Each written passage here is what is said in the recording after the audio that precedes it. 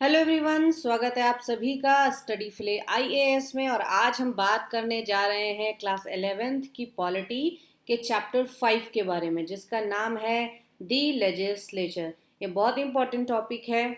आप किसी भी एग्जामिनेशन की तैयारी कर रहे हैं उसके लिए ये आपके बहुत इंपॉर्टेंट टॉपिक्स में से एक माना जाता है। अगर आप सेल्फ स्टडी कर रहे हैं या आप एक बहुत अच्छा मार्गदर्शन चाहते हैं तो ये चैनल आपके लिए है। Please do not forget to like share subscribe and also follow my channel. आपको बहुत सारे ऐसे एजुकेशन कंटेंट मिलेंगे जो आपके एग्ज़ाम में बहुत हेल्पफुल होने वाले हैं, फिर चाहे वो आपके बोर्ड एग्ज़ाम्स हो या कोई गवर्नमेंट एग्ज़ाम की तैयारी आप कर रहे हो। तो प्लीज़ प्लीज़ इस चैनल को सब्सक्राइब कीजिए और आगे तक ले जाइए ताकि आपको और बेटर मटेरियल जो है वो मिल सके। चलिए शुरू करते हैं आज के हम इस लेक्चर की। So hello everyone, welcome back to study fly IAS. आज के लेक्चर में we will study one of the most important chapters of Indian polity, the legislature. अब whenever democracy is discussed, parliament becomes its heart because it is the institution where people's representatives make laws, discuss national issues, approve the government policies, and ensure that executive remains accountable.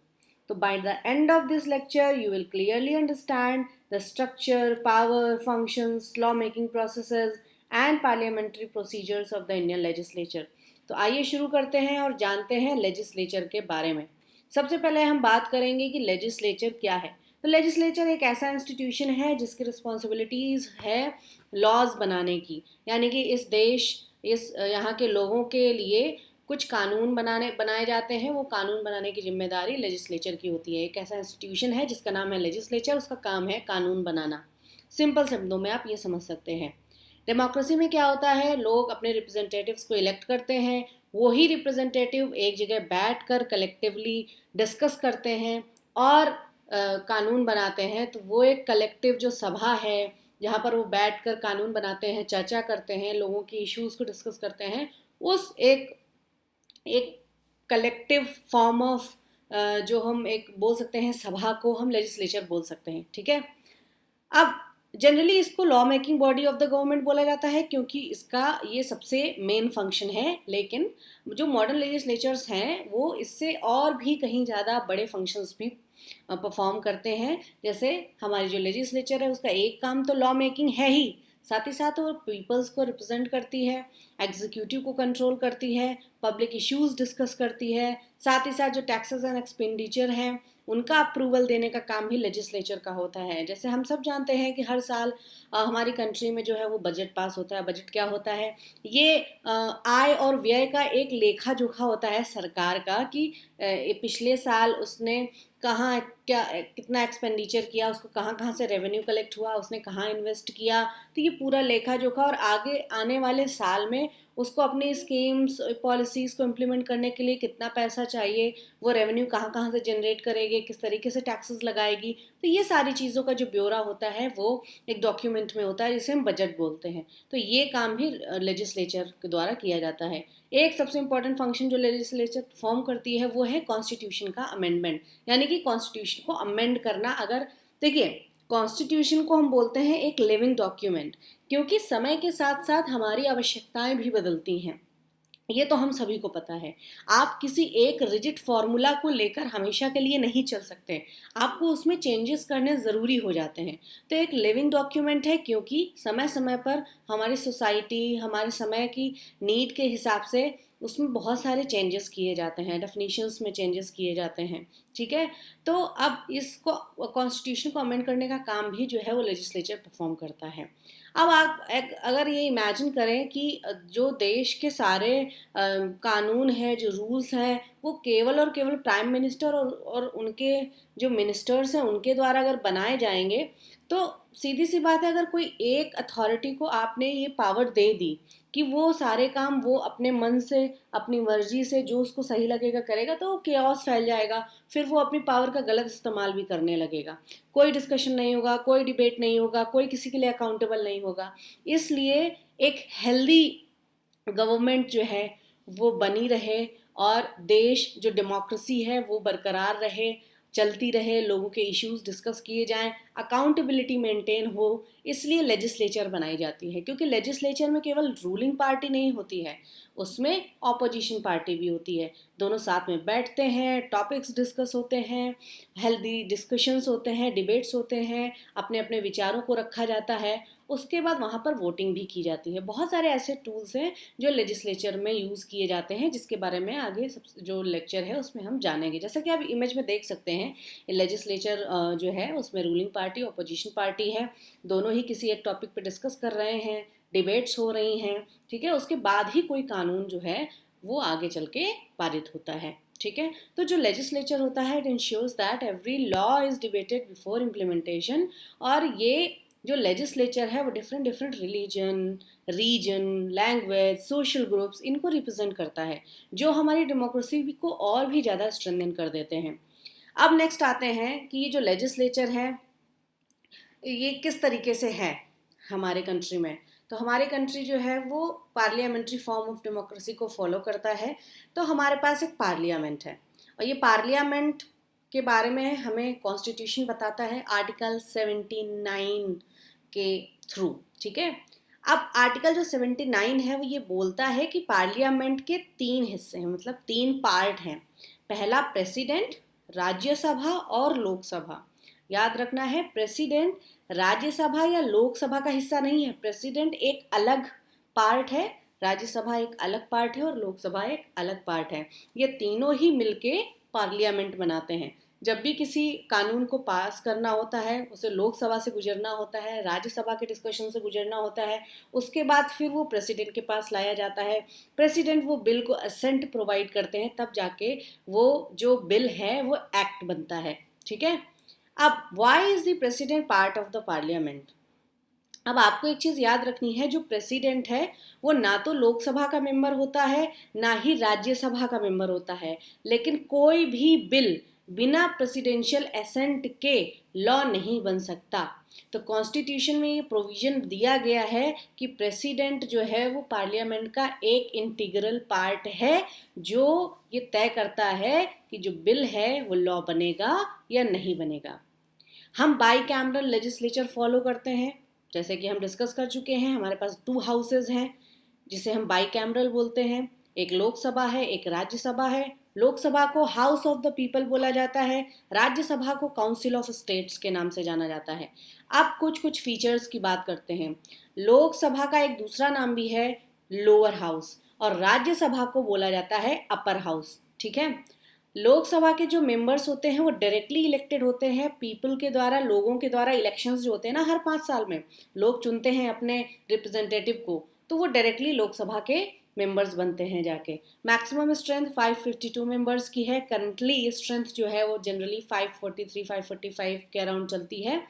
Term जो होता है लोकसभा का 5 साल होता है, unless dissolve earlier, यानी कि अगर 5 साल से पहले लोकसभा डिसॉल्व हो जाती है तो उसका कार्यकाल वहीं तक रहेगा। अदरवाइज उसका कार्यकाल जो होता है एक बार के लिए, वो लोकसभा का 5 साल के लिए होता है, ठीक है। अब जो भी मेंबर है, जो लोकसभा का मेंबर बन रहा है, उसके लिए एलिजिबिलिटी क्राइटेरिया होता है कि उसकी मिनिमम एज जो है वो 25 ईयर्स होनी चाहिए। इनके जो प्रिसाइडिंग ऑफिसर हैं, यानी कि जो मेन सामने चेयर पर बैठते हैं, उनको हम स्पीकर बोलते हैं, ठीक है। एक तरीके से आप मान सकते हैं जैसे क्लास का मॉनिटर। क्लास है, क्लास का मॉनिटर है जो बीच में बैठा हुआ है, वो ये चीज़ देख रहा है कि क्लास में कौन कौन क्या क्या कर रहा है और क्लास का डेकोरम मेंटेन रहे, ये काम होता है मॉनिटर का। तो इसी तरीके से लोकसभा में भी एक प्रिसाइडिंग ऑफिसर हैं जिन्हें हम स्पीकर बोलते हैं, जिनका काम होता है लोकसभा की प्रोसीडिंग्स को देखना और लॉ ऑर्डर जो है उसका मेंटेन करके रखते रहना। लोकसभा जो है वो ज़्यादा पावरफुल हाउस माना जाता है, क्योंकि इसमें काउंसिल ऑफ मिनिस्टर्स होते हैं जो कलेक्टिवली रिस्पॉन्सिबल होते हैं लोकसभा के लिए, ठीक है। अब बात करते हैं राज्यसभा की। राज्यसभा एक परमानेंट हाउस है। परमानेंट हाउस का मतलब होता है इसको डिसॉल्व नहीं किया जाता। लोकसभा जैसे है कि 5 साल बाद डिसॉल्व हो गई, यानी कि खत्म हो गई, उसके बाद दोबारा से जो इलेक्टेड रिप्रेजेंटेटिव्स है दोबारा से वो बनती है, दोबारा से सारी चीज़ें चेंज होती हैं, स्पीकर जो है वो चुने जाते हैं, लोग आते हैं, शपथ लेते हैं, तो ये डिसॉल्व होती है फिर बनती है, डिसॉल्व होती है फिर बनती है। राज्यसभा डिसॉल्व नहीं होती, बस इसमें हर दूसरे साल 1/3 ऑफ द मेंबर्स रिटायर होते हैं। इसकी मैक्सिमम स्ट्रेंथ जो है 250 मेंबर्स की है। जो भी व्यक्ति राज्यसभा का मेंबर बनना चाहता है उसकी मिनिमम एज 30 साल होनी चाहिए। और इसके जो चेयरमैन होते हैं यानी जो प्रिसाइडिंग ऑफिसर हैं वो होते हैं vice president of India. Rajya Sabha represent करता है सभी स्टेट्स को, इंडिया के सभी स्टेट्स को रिप्रेजेंट कौन करता है? राज्यसभा। ठीक है। अब लोकसभा राज्यसभा के कुछ हम डिफरेंसेस देख लें कि लोकसभा में डायरेक्टली इलेक्टेड मेंबर्स होते हैं, राज्यसभा में इनडायरेक्टली इलेक्टेड होते हैं। लोकसभा एक टेम्परेरी हाउस है, राज्यसभा एक परमानेंट हाउस है। मनी बिल हम बात करेंगे आगे, जब बिल की बात करेंगे तब देखेंगे उनमें से कई सारे तरीके, जैसे मनी बिल हुआ, ऑर्डिनरी बिल हुआ। तो जो मनी बिल होते हैं वो लोकसभा में ही ओरिजिनेट होते हैं और गवर्नमेंट ही इसके लिए रिस्पॉन्सिबल होती है। राज्यसभा का काम होता है जो भी बिल्स आ रहे हैं लोकसभा से उनको रिव्यू करना और उनमें अपने, अगर वो चाहे तो कुछ ऐड ऑन करना चाहें तो वो ऐड ऑन कर सकते हैं। ठीक है, उसको पास करना।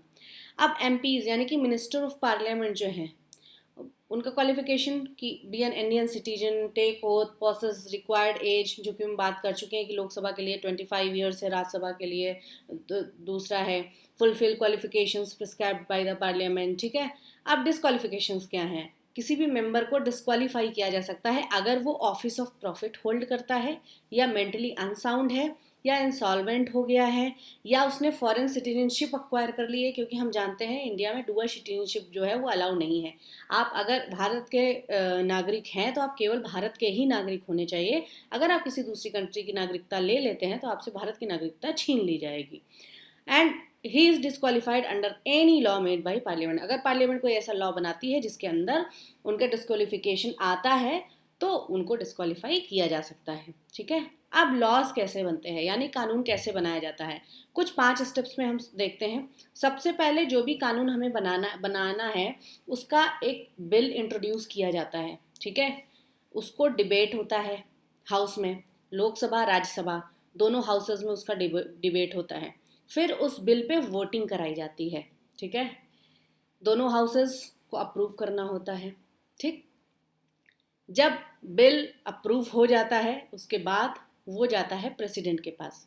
अब प्रेसिडेंट उसे अपना असेंट देते हैं। असेंट मतलब कि जैसे बोलते हैं कि हाँ ठीक है, हमने हामी भर दी कि हाँ ठीक है ये बिल जो है मेरी तरफ से इसको अप्रूवल है, तो वो एक्ट बन जाता है। तो ये कुछ स्टेप्स हैं, सिंपल भाषा में समझिए। डिटेल में जब हम बिल्स की बात करेंगे तब हम इसमें और डिटेल में चर्चा करेंगे। अभी के लिए इतना समझिए, बिल इंट्रोड्यूस किया जाता है, उसके बाद उसमें डिबेट एंड डिस्कशंस होते हैं, फिर वोटिंग होती है, फिर हाउसेस जो है लोकसभा राज्यसभा अपना अप्रूवल देते हैं, उसके बाद प्रेसिडेंट के पास जाता है, प्रेसिडेंट अपना एसेंट देते हैं, उसके बाद ही बिल जो है वो एक्ट बन जाता है। नेक्स्ट, अब बिल दो तरीके के होते हैं, एक है ऑर्डिनरी बिल, दूसरा है मनी बिल। ऑर्डिनरी बिल को किसी भी हाउस में इंट्रोड्यूस किया जा सकता है, आप उसे लोकसभा में भी इंट्रोड्यूस कर सकते हैं, राज्यसभा में भी इंट्रोड्यूस कर सकते हैं। और ऑर्डिनरी बिल को लेके दोनों हाउसेस के पास इक्वल पावर्स होती हैं और इसमें प्रेसिडेंट का एसेंट कंपलसरी होता है। ठीक है।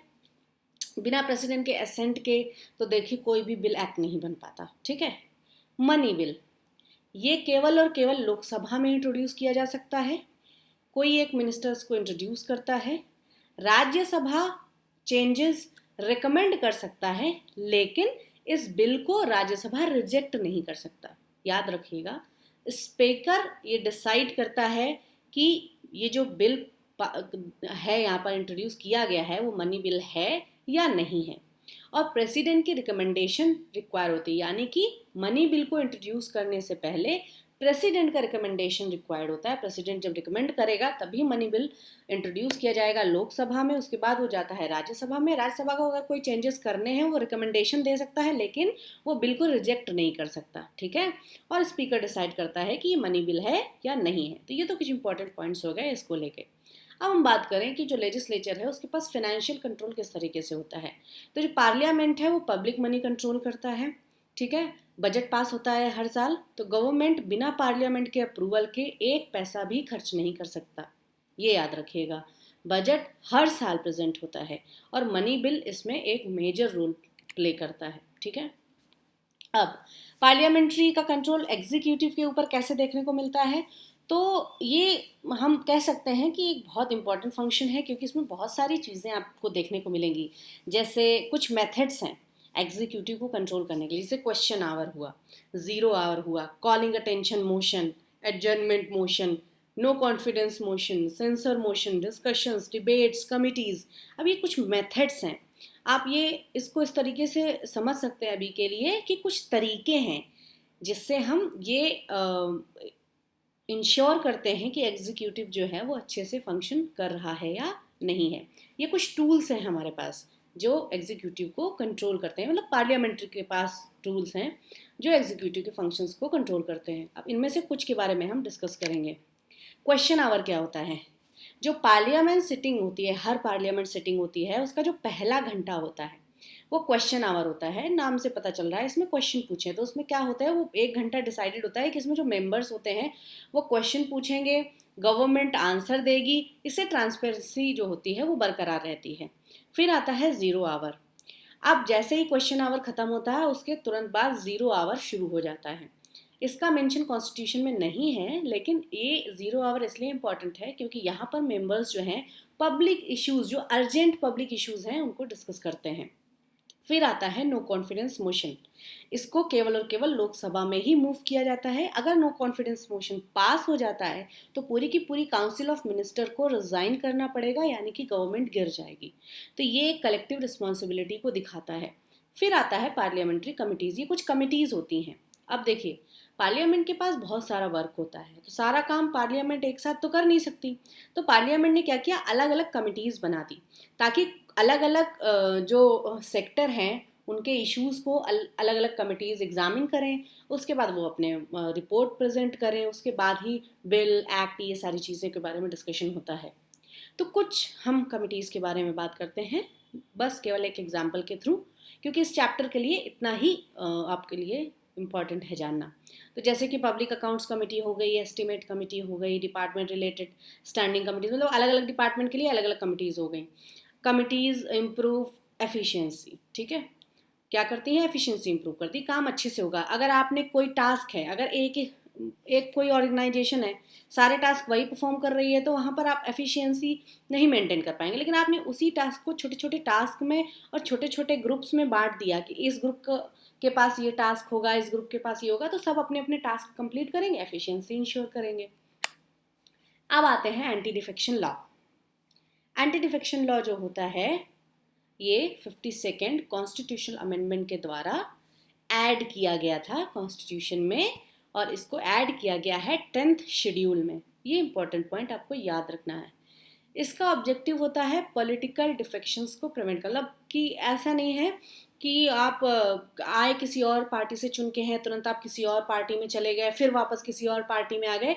ये उस टाइम पे बहुत हो रहा था, ठीक है, जब ये 52nd कॉन्स्टिट्यूशनल अमेंडमेंट आया था, कि जिसका मन हो रहा था वो चला जा रहा था पार्टी छोड़ के, जिसका मन हो रहा था वो आ जा रहा था। तो इस चीज़ को रोकने के लिए ये 52nd कॉन्स्टिट्यूशनल अमेंडमेंट लाया गया, 10th शेड्यूल में इसको इंक्लूड किया गया, जहां पर स्पीकर डिसाइड करता है cases relating to disqualification under anti defection law. ठीक है, इसके बारे में सेपरेट वीडियो रहेगा एंटी डिफेक्शन लॉ के बारे में, जिस वीडियो में हम अच्छे से इसके बारे में चर्चा करेंगे। अब बात करते हैं पार्लियामेंट इतनी इंपॉर्टेंट क्यों है। पार्लियामेंट को टेम्पल ऑफ डेमोक्रेसी कहा जाता है क्योंकि यही तो है, यही वो जगह है जहाँ पर हमारे रिप्रेजेंटेटिव्स बैठते हैं, डिस्कशंस होते हैं, पॉलिसीज बनती हैं हमारे लिए। ठीक है, क्योंकि पार्लियामेंट ही जो इसमें जो पार्लियामेंट मेंबर्स होते हैं वो सिटीजन्स जो हैं, इंडियन सिटीजन्स को रिप्रेजेंट करते हैं। इश्यूज, डिबेट, डिस्कशंस होते हैं। गवर्नमेंट पे चेक्स एंड बैलेंसेस कुछ हमारे पास मेथड्स हैं, उनके थ्रू करते हैं। डेमोक्रेसी को प्रोटेक्ट करने का काम पार्लियामेंट का है, और जो लोगों की विल है उसको भी ये रिफ्लेक्ट करता है। ठीक है, अब कुछ इंपॉर्टेंट आर्टिकल्स हैं जो आपको इस चैप्टर के तहत याद रखने हैं। आर्टिकल 79 बात करता है पार्लियामेंट के बारे में। आर्टिकल 80 बहुत इंपॉर्टेंट आर्टिकल है, कई बार यूपीएससी एग्जाम में पूछा गया है। आर्टिकल 80 जो राज्यसभा को रिप्रेजेंट करता है, 81 लोकसभा को रिप्रेजेंट करता है, 83 ड्यूरेशन ऑफ हाउसेस को बताता है, 85 सेशंस ऑफ पार्लियामेंट के बारे में बात करता है, 93 स्पीकर के बारे में बताता है, 100 वोटिंग के बारे में बताता है, 105 पार्लियामेंट्री प्रिविलेजेस के बारे में डिस्कशंस हैं। इसमें कुछ इसमें हमें इंफॉर्मेशन मिलती है। 107 ऑर्डिनरी बिल्स के बारे में बताता है, 109 मनी बिल के बारे में बताता है, 110 definition of money bill provide करता है। 111 यानी कि प्रेसिडेंट के असेंट के बारे में इसमें हमें इंफॉर्मेशन मिलती है। 118 रूल्स ऑफ प्रोसीजर्स होते हैं। 122 यानी कि 122 courts can not inquire into parliamentary proceedings. इसका मतलब है कि यहाँ पे एक इंडिपेंडेंस जो है वो हमें देखने को मिलता है कि पार्लियामेंट्री प्रोसीडिंग्स में कोर्ट्स का इंटरफेरेंस हमें नहीं देखने को मिलता है।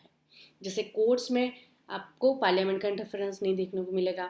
हमारा जो कंट्री है हमारी, उसका इस तरीके से बनाया ही गया है कि एग्जीक्यूटिव, लेजिस्लेटिव और जुडिशियरी ये 3 पिलर्स हैं। ये तीनों ही इंडिपेंडेंटली काम करते हैं, एक दूसरे के ऊपर, मतलब एक दूसरे के लिए अकाउंटेबल हैं, लेकिन कोई भी किसी के मामले में ज़्यादा हस्तक्षेप नहीं कर सकता। ठीक है, तो अब तक के लिए इतना ही था। Thank you for watching, thank you for being part of study fly IAS. अगर आपको ये कंटेंट किसी भी तरीके से फ़ायदा पहुंचाया हो, अच्छा लगा हो, प्लीज़ लाइक शेयर सब्सक्राइब ज़रूर करिएगा। ये बहुत मोटिवेट करता है ताकि आगे और ज़्यादा अच्छे लेक्चर्स जो हैं वो मैं आपके लिए ला पाऊँ। Thank you very much. मिलते हैं फिर से एक नए चैप्टर के साथ। Thank you.